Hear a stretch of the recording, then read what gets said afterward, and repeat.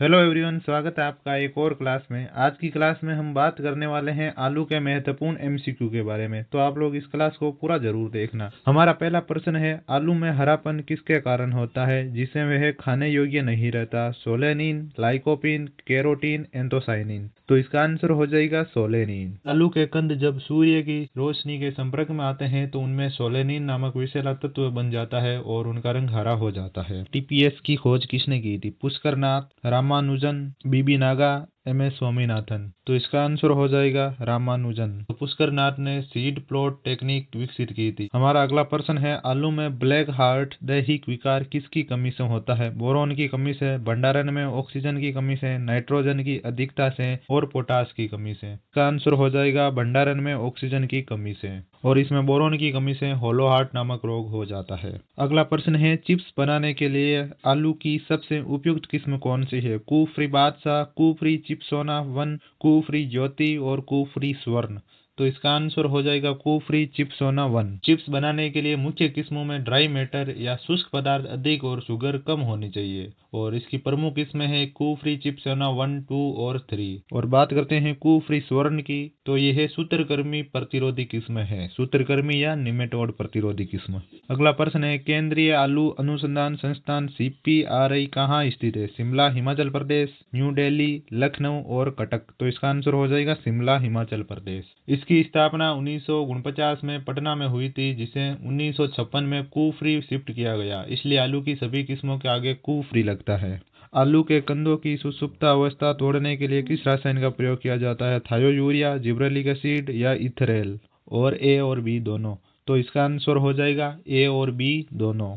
इसमें थायोयूरिया और gibberellic acid दोनों का प्रयोग किया जाता है। के कंदों को 1% थायोयूरिया या GA3 के घोल में उपचारित करके बोई करने से अंकुरण जल्दी होता है। आलू में कंद बनने के लिए उपयुक्त तापमान कितना होना चाहिए? 25 से 30 डिग्री सेल्सियस, 17 से 20 डिग्री सेल्सियस, 10 से 12 डिग्री सेल्सियस और 30 से 35 डिग्री सेल्सियस। तो इसका आंसर हो जाएगा 17 से 20 डिग्री सेल्सियस। आलू में कंद निर्माण के लिए 18 से 20 डिग्री सेल्सियस तापमान सर्वोत्तम होता है। यदि तापमान 30 डिग्री से ऊपर जाता है तो आलू के कंद बनना बंद हो जाते हैं। सीड प्लॉट टेक्निक का मुख्य उद्देश्य क्या है? अधिक उत्पादन, वायरस मुक्त बीज तैयार करना, बड़े कंद प्राप्त करना और पाले से बचाना। तो इसका आंसर हो जाएगा वायरस मुक्त बीज तैयार करना। इसे डॉक्टर पुष्कर नाथ ने विकसित किया था।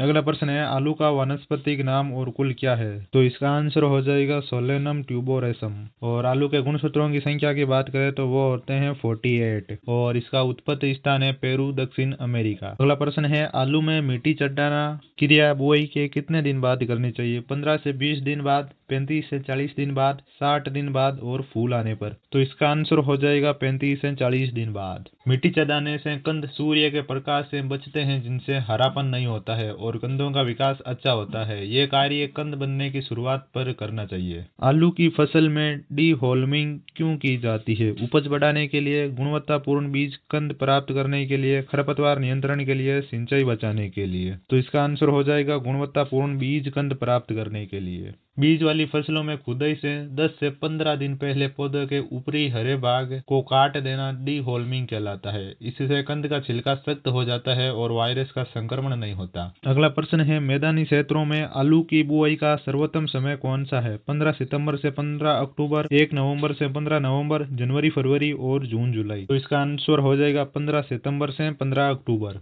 अगेती फसल सितंबर में और मुख्य फसल अक्टूबर मध्य से नवंबर प्रथम सप्ताह तक बोई जाती है। पहाड़ी क्षेत्रों में बुआई मार्च अप्रैल में ही हो जाती है। आलू किस प्रकार का पौधा है? लघु दिवस पादप, दीर्घ दिवस पादप, दिवस निष्प्रभावी पादप और C4 पौधा। तो इसका आंसर हो जाएगा LDP, लॉन्ग डे प्लांट। आलू की बीज दर कितनी होती है? 10 से 15 क्विंटल प्रति हेक्टेयर, 25 से 30 क्विंटल प्रति हेक्टेयर, 5 से 10 क्विंटल प्रति हेक्टेयर, 40 से 50 क्विंटल प्रति हेक्टेयर। तो इसका आंसर हो जाएगा 25 से 30 क्विंटल प्रति हेक्टेयर। आलू में वार्ट रोग भारत के किस क्षेत्र तक सीमित है? शिमला, दार्जिलिंग, नीलगिरी और मैदानी क्षेत्र। आंसर हो जाएगा दार्जिलिंग। यह एक संगरोध महत्व का रोग है। दार्जिलिंग से आलू का बीज अन्य राज्यों में ले जाना प्रतिबंधित है। आलू में वायरस रोगों का वाहक कीट कौन सा है? सफेद मक्खी, एफिड, थ्रिप्स और जेसिड। तो इसका आंसर हो जाएगा एफिड या माहू। एफिड आलू में मोजेक और लीफ रोल वायरस को फैलाता है, इसलिए बीज उत्पादन के लिए एफिड मुक्त समय चुना जाता है।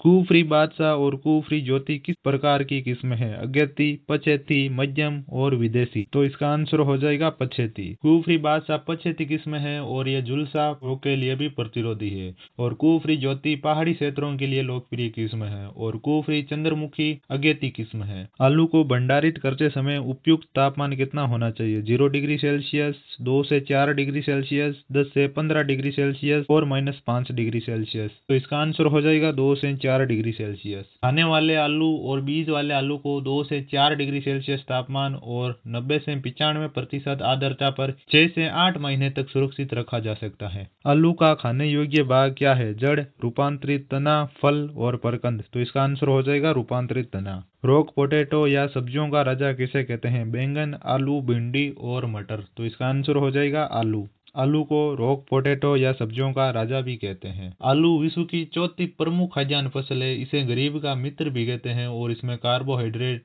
भरपूर मात्रा में होता है। आलू के कंद में खोखला तना विकार का मुख्य कारण क्या है? नाइट्रोजन की अधिकता और कंदों की तेजी से बढ़ना, पोटास की कमी, वायरस, सिंचाई की कमी। तो इसका आंसर हो जाएगा नाइट्रोजन की अधिकता और कंदों का तेजी से बढ़ना। जब खेत में नाइट्रोजन ज्यादा दी जाती है तो कंद बहुत तेजी से बढ़ते हैं और बीच में से खोखले रह जाते हैं। आलू के खेत में खरपतवार नियंत्रण के लिए सबसे उपयुक्त शाकनाशी कौन सी है? तो इसका आंसर हो जाएगा मेट्रीब्यूजिन। आलू की बुआई के बाद और अंकुरण से पहले मेट्रीब्यूजिन का प्रयोग आलू में मोथा और चौड़ी पत्ती वाले खरपतवारों के लिए किया जाता है। आलू में स्कैब रोग किस स्थिति में अधिक फैलता है? अम्लीय मृदा में, क्षारीय मृदा में, उदासीन मृदा में और जल भराव में। इसका आंसर हो जाएगा क्षारीय मृदा में। स्कैब रोग जिसमें आलू पर खुरदरे धब्बे बन जाते हैं, यह क्षारीय भूमि में ज्यादा होता है, इसलिए आलू के खेत में कच्ची गोबर की खाद या चूना नहीं डालना चाहिए। आलू कंद स्लब का प्रकोप कहाँ सर्वाधिक होता है? केवल खेत में, केवल भंडारण में, खेत और भंडारण दोनों में, नर्सरी में। तो इसका आंसर हो जाएगा खेत और भंडारण दोनों में। यह आलू का एकमात्र ऐसा कीट है जो खड़ी फसल और कोल्ड स्टोरेज दोनों जगह नुकसान पहुंचाता है। अगला प्रश्न है, पाले के प्रति आलू की फसल कैसी है? प्रतिरोधी, अत्यधिक संवेदनशील, मध्यम संवेदनशील और कोई प्रभाव नहीं। तो इसका आंसर हो जाएगा अत्यधिक संवेदनशील।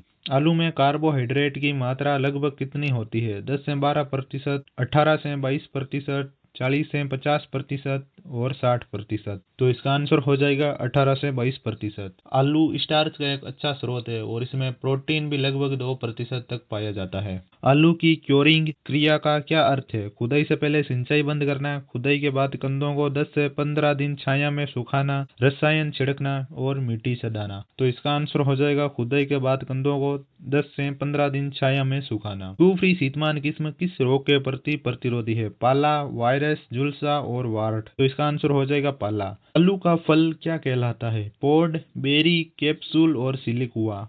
तो इसका आंसर हो जाएगा बेरी। तो आज की क्लास में बस इतना ही। अगर आपको ये क्लास अच्छी लगी तो इस क्लास को लाइक कर देना और अभी तक चैनल को सब्सक्राइब नहीं किया तो चैनल को सब्सक्राइब भी कर देना। Thanks for watching.